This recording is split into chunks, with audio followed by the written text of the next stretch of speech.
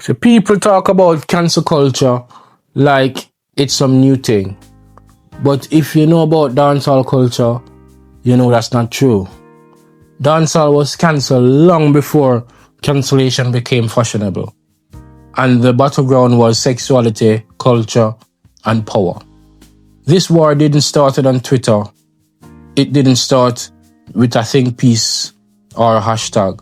It started with a song, Boom Bye Bye, by the great Buju Banton. When Buju Banton released Boom Bye Bye, it wasn't just a song. It became a symbol, not just of Buju, but of dancehall culture itself. At the time, these lyrics reflected what was openly expressed in Jamaican society. No filter, no PR teams, no global sensitivity training. Dancehall wasn't trying to please the world. It was talking about its own people, its own language, from its own realities.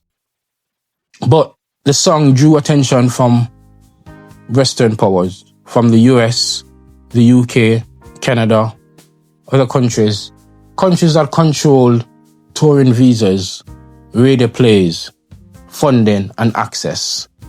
And quietly, without calling it out what it was, they began to shut the music out. Shabba Ranks was the first to fall. You say you have Shabba Ranks. Shabba wasn't just an artist. He was the first true global dancehall superstar.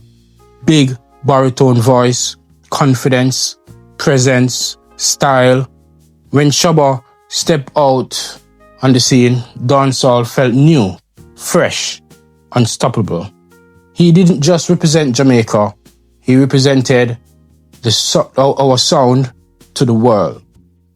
And to this day, that Shabba energy, that deep voice dominance is still part of dancehall's DNA. Then came that interview in Britain. They didn't ask him about music. They didn't ask him about culture. They asked him to choose sides. They asked him if he supported Buju Banton. And Shabba answered honestly, from his belief system, from his Bible, from his culture. God made Adam and Eve, not Adam and Steve. That one sentence changed everything. From that moment, Shabba was done in the West. Radio stopped spinning him, opportunities dried up, his global trajectory collapsed. Not because his music declined, but because he didn't say what they wanted him to say. That was cancellation before the word existed. A whole genre put on trial. I tell you. Fast forward to the late 1990s and the early 2000s, dancehall is resurging. New artists, new energy, global momentum again. But the same issue came back.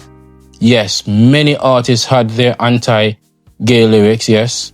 That wasn't hidden. That was the culture at the time. And you can disagree with it or you can criticize it, but you cannot rewrite history. Instead of dialogue, what happened was exclusion. Visas denied. Tours cancelled. Shows banned. Artists blacklisted. Some of the biggest names in dancehall were locked out of the US and the UK for 10 to 15 years. And think about that. Those are the two biggest music markets in the world, especially for English. You get what I mean? And you can't perform, you can't promote, you can't build a global momentum. So of course the genre would stall. Not because the music wasn't powerful, but because access was cut off. The power, the money, and the compliance. And let's be honest, I'm not talking about Jay, sure.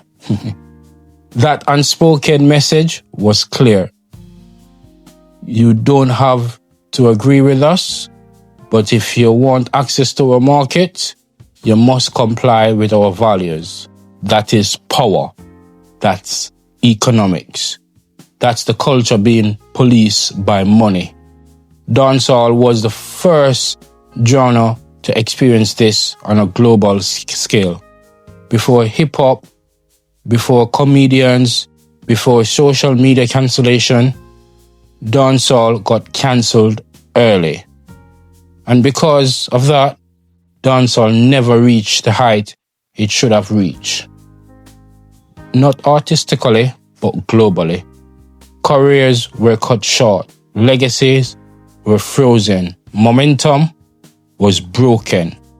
And today, people look back and ask, why didn't dancehall dominate the world the way it should have or once was?